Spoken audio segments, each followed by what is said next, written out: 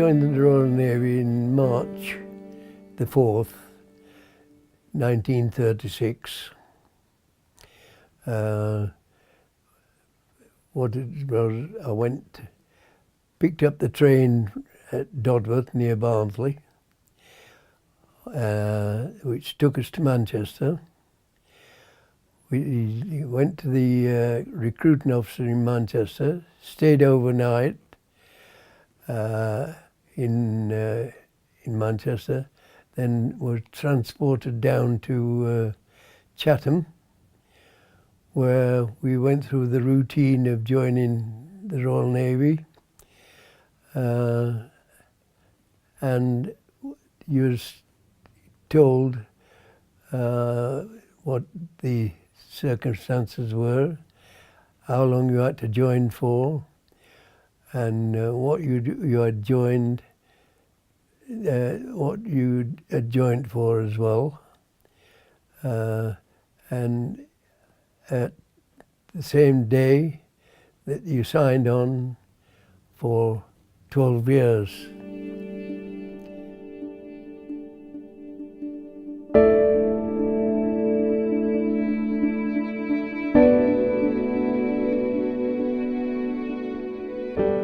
The first ship was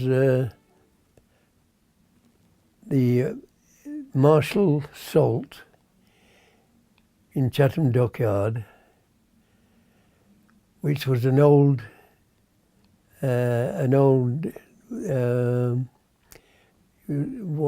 of the pre-war ones, and there was more tin cans on the bottom of that ship than what there were as cockroaches on board. It was full of cockroaches, and I was only on there temporary. Still went responsible for Chatham Barracks. The next thing was I was drafted to HMS Sheffield, which was then just being built, and that was my first ship seagoing on HMS Sheffield. And I stayed on the Sheffield. I was a cook on there, promoted to leading cook on board, and on being promoted, I was drafted back to barracks. And then the next thing was in August 1939, we was escorted from Dover to Calais, and from Calais down to Marseilles, where we was transported to join our ships in Malta Harbour at that particular time. And I was, these were all small minesweepers, all coal burning, pre-war, and I was the leading cook on board the Dunoon. We was out in Malta. The next thing was September the 3rd, a war was declared. We was out at sea, sweeping the entrance to Malta Harbour. We stayed out in Malta until about March. No, we stayed out in Malta until just before Christmas, 39. We came home on the Dunoon, and our first port up in 1940 was North and South Shields, where we used to go out and sweep the harbour. And after a time, we was come down from North Shields down to Immingham, where we was sweeping the sweeping the harbour, you know, the entrance to the harbours, and down on the east coast.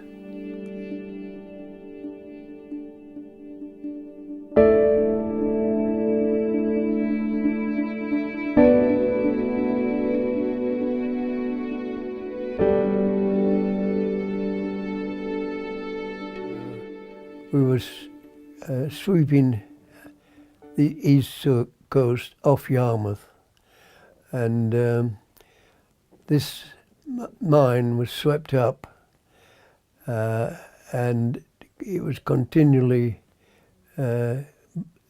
destroyed by rifle fire, and it was bobbing up and down, and after a time we thought it had bobbed down altogether when the ship went over that passageway where the mine had been sunk, and we caught it. It blew the ship up.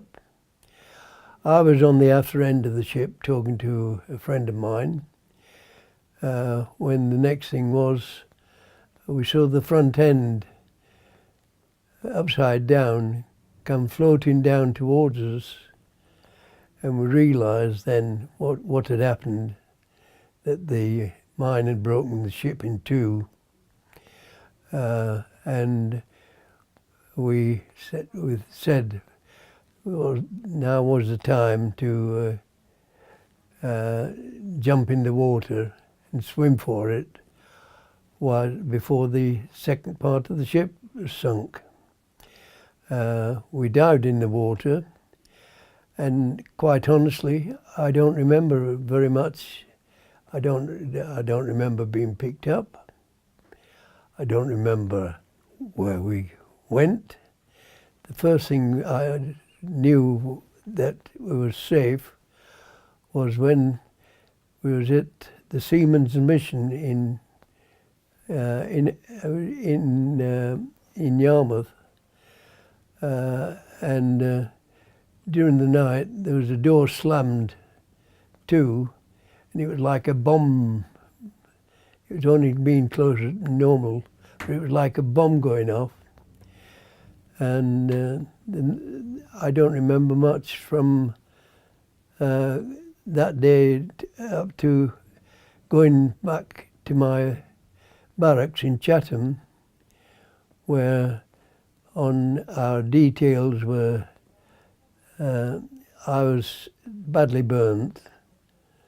The sea was all alight.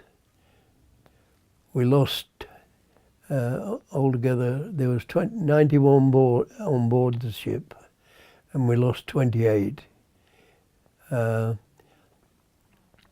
altogether.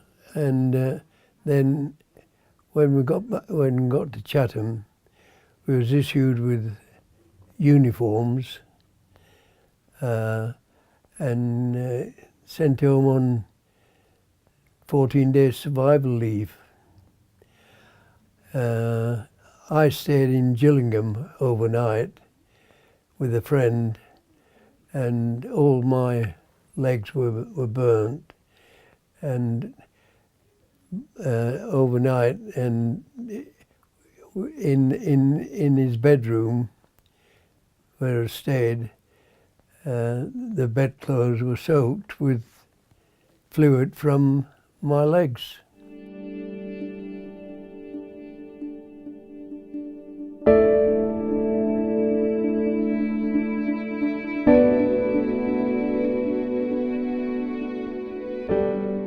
Well, all photographs, you know, my family,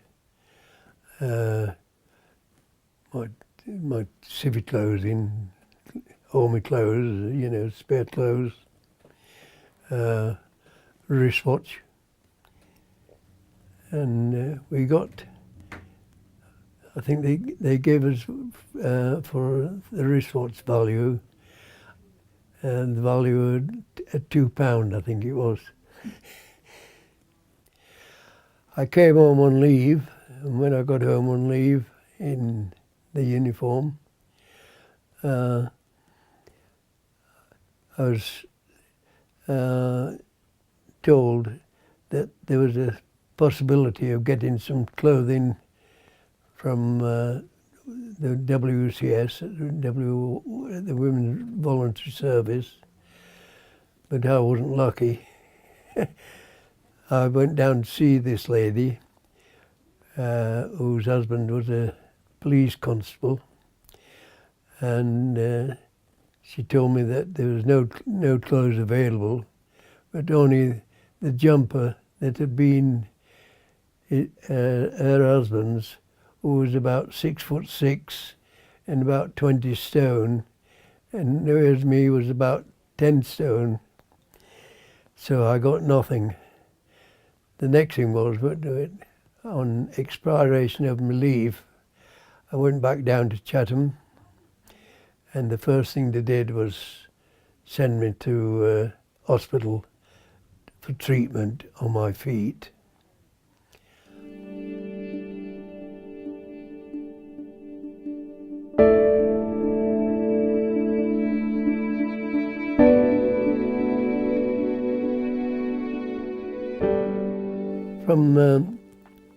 From being, the first thing was, as far as I can recall, is being drafted to HMS Phoebe, a cruiser,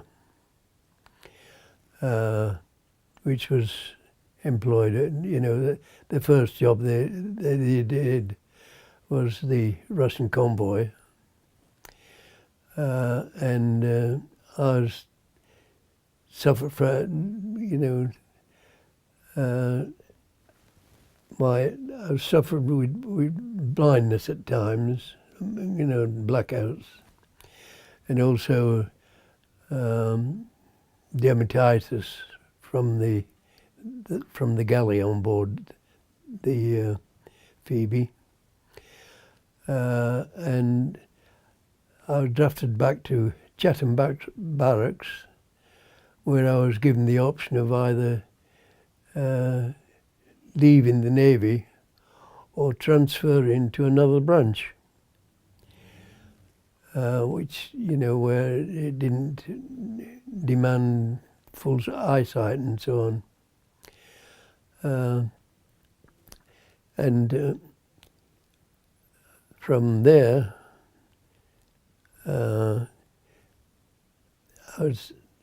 there was a shortage in the regulating branch, and I was transferred to a writer from leading cook. I'd passed for petty officer, due for petty officer as a cook, and being passed for petty officer and due for extra promotion, I was temporarily employed as a writer until such times as there was a letter sent from the Commodore of Chatham Barracks, I would think, to Admiralty, suggesting that I would be transferred to a regulating petty officer. And it come back as approved, as a regulating petty officer. And from there, that was the regulating branch.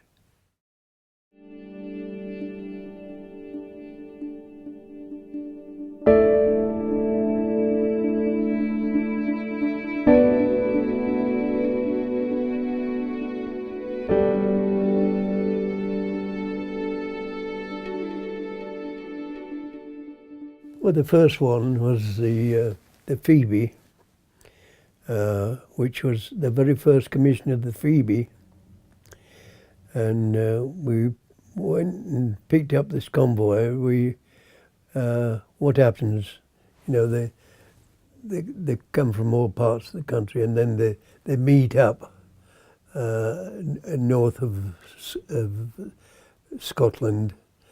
They meet up, and then they're escorted from there.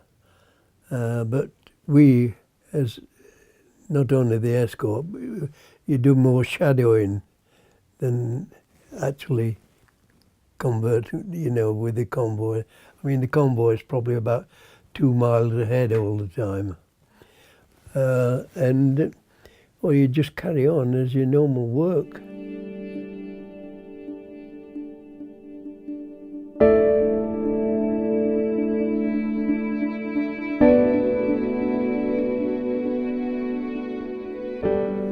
Well, it was important for the Russian people, because the Russian people were more or less starving, weren't they? And these convoys there was times when we went shadowing that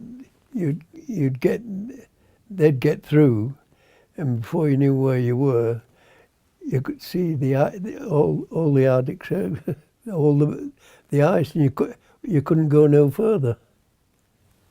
Well, the route was more or less straight up from the North Sea to Antarctic Sea.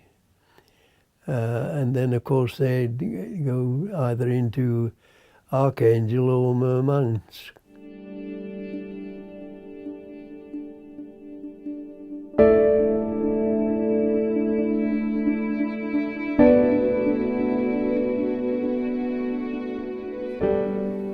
Well, with the Phoebe, coming down the Denmark Straits between Iceland and Greenland, when we got back into port, they realised that the storms had been so bad that the upper deck had sunk 2 to 3 inches. You know, with the weight of the water on board.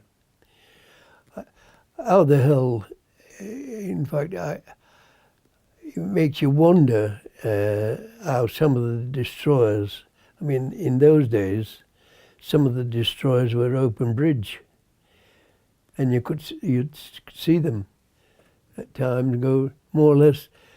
The bridge was going under as well. It was always, we used to call in at Reykjavik from time to time, or was it Alfjord? I think Alfjord. And you'd wait there, you know, for the convoys to come further up. And it was so cold that although you had eating on board ship, the inside of the deck of the ship itself was iced up. And like when I was on the Anson,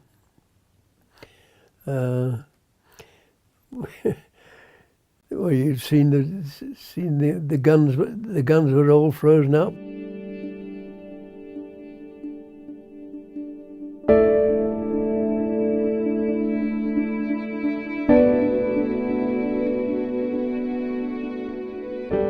No, well, we didn't go into as large ships. No, I mean the destroyers used to go with them, but no. We met some, like after the war, when I was on the Liverpool, I met them in Sevastopol, southern Russia. But they was always thankful for what what they received. Well, as you'll appreciate, Vladimir Putin thought so, because he gave all these medals out. What did you think about getting your medal? Very much appreciated.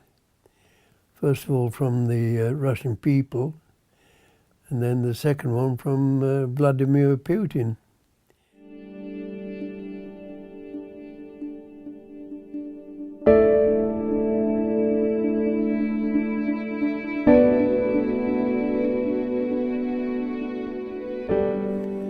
When war was over,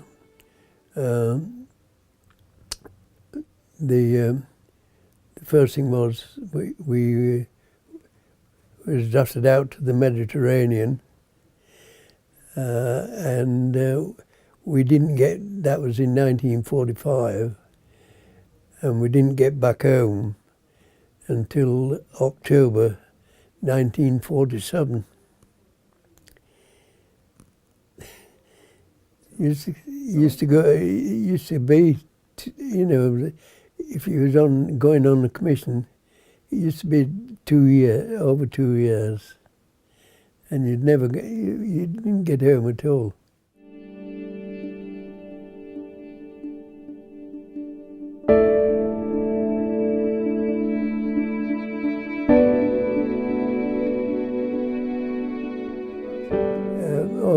The mother.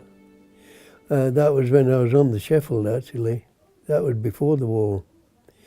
And I'd been home and on leave before going out, and the next thing was, you know, I got a telegram to say the mother had died, and I couldn't get back home.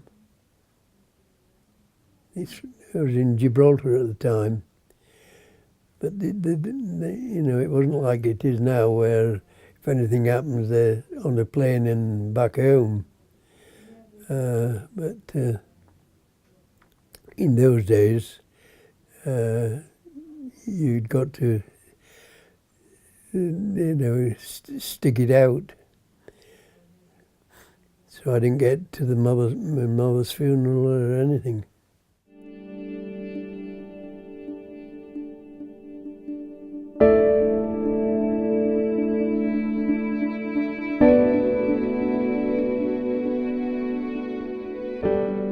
First of all, I was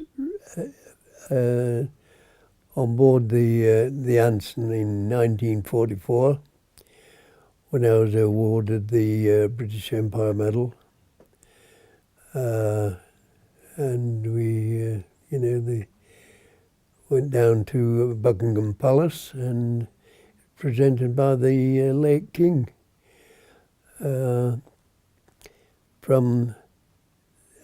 And on board the Anson, I was promoted to mast arms from regulating petty officer. At that time, I was probably one of the youngest mast arms in the Navy, and from the mast arms to when I left first of all towards the end of the commission of the Anson, the first mast arms was sick on shore, so I had control of the regulating stuff for about 3 months before the first one returned. I left the ship on end of the commission. I went to Chatham Barracks, and when I got Chatham Barracks, there was no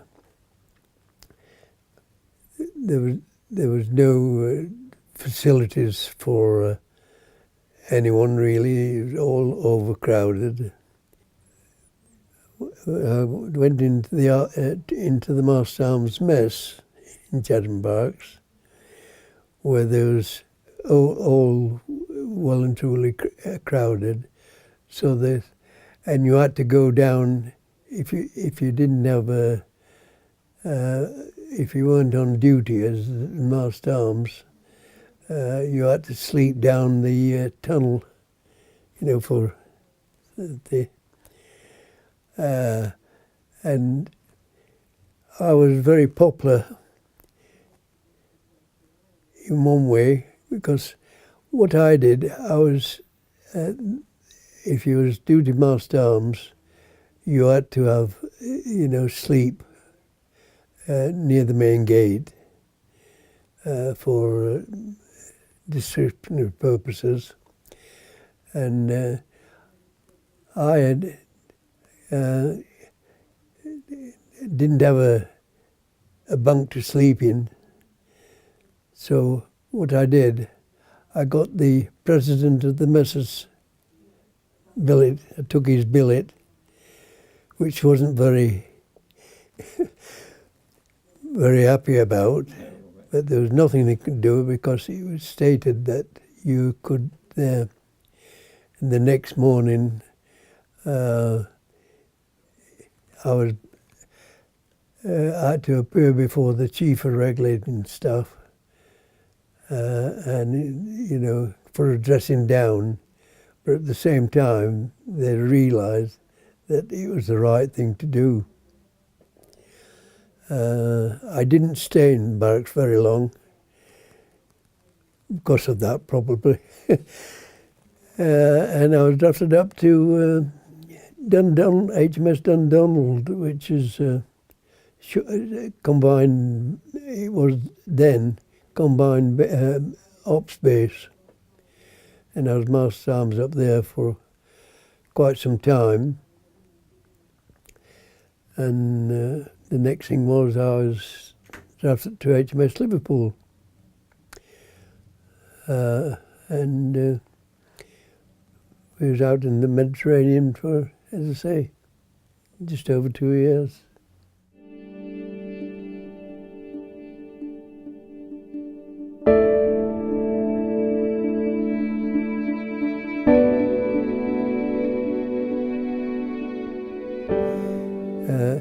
Altogether, I did 42 years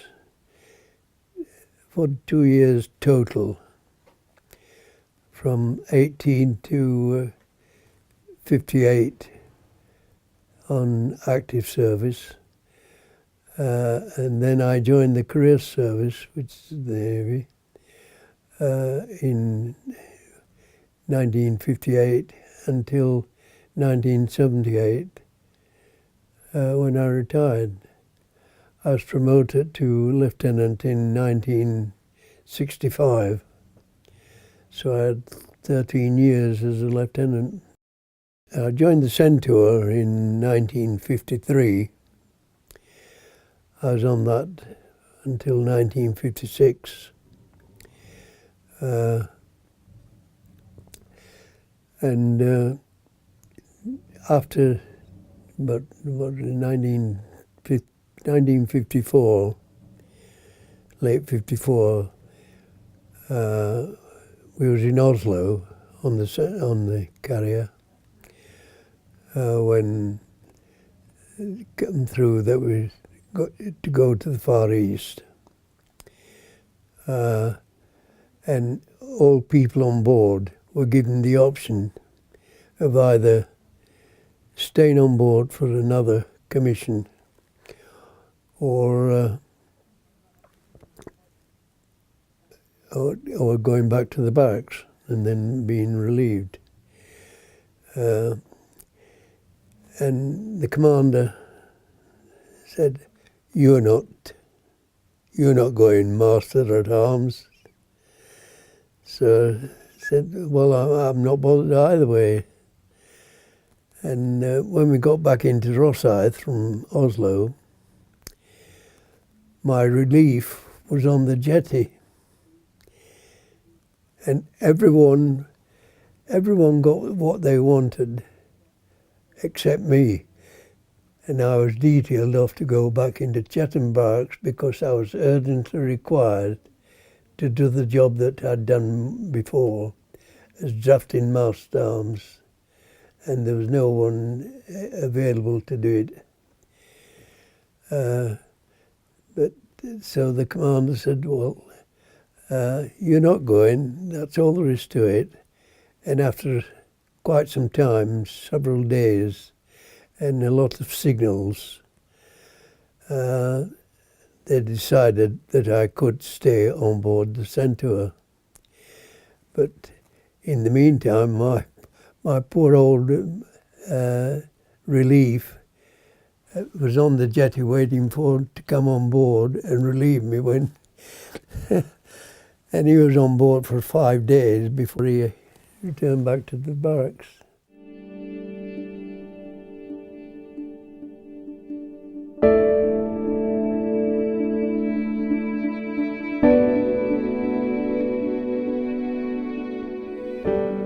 Yes, it is, but it's difficult to remember when you think about it. You know, unless you've done it or know someone who's done these things, it doesn't ring a bell. I don't think.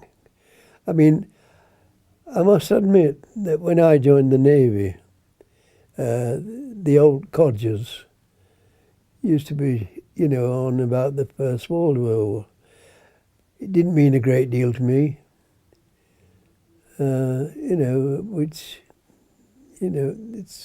So you can imagine how the average person thinks who's had no commitments with anyone from the services or anything like that.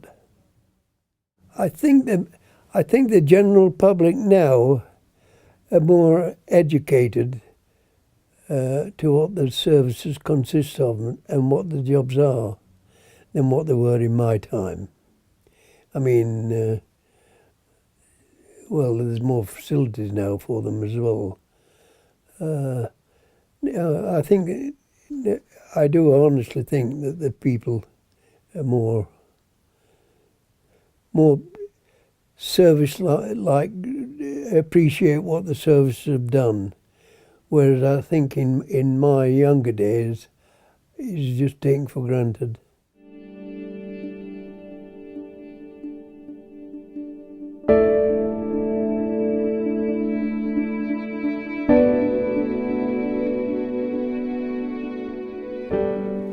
Well, there's no harm in helping veterans or anyone else. That's my opinion. But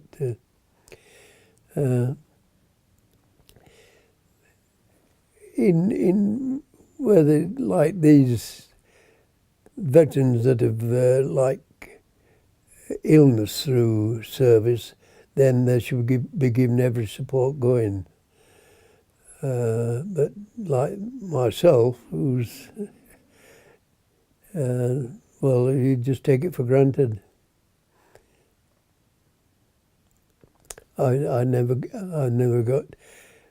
There was one little thing that happened, and when I came out of the Navy in 1978, I saw the MP down in Sheffield Town Hall and asked him, about the pension situation. And he said, well, there's nothing I can do. And he was the Secretary of State for Defence at that time, Fred Mully. And he said, there's nothing I can do. That's it.